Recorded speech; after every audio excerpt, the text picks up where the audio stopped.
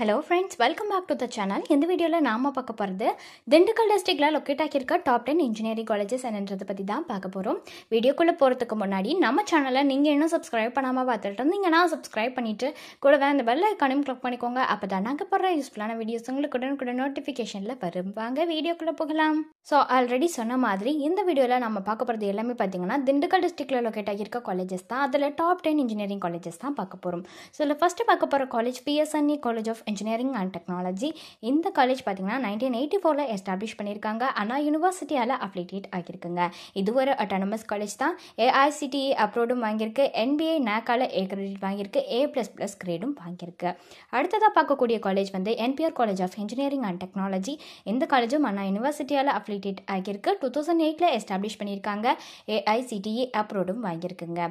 And next பார்க்க போகிற college university college of engineering. இந்த காலேஜ் பார்த்தீங்கன்னா அண்ணா யூனிவர்சிட்டியால் அஃபிலியேட் ஆகியிருக்கு. 2009ல எஸ்டாப்ளிஷ் பண்ணியிருக்காங்க.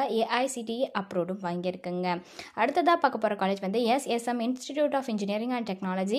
இந்த காலேஜும் அண்ணா யூனிவர்சிட்டியால் அஃபிலியேட் ஆகியிருக்கு. 2011ல எஸ்டாப்ளிஷ் பண்ணியிருக்காங்க. AICTE அப்ரூவ்டும் வாங்கியிருக்குங்க. அடுத்ததாக பார்க்கக்கூடிய college SBM college of engineering and technology.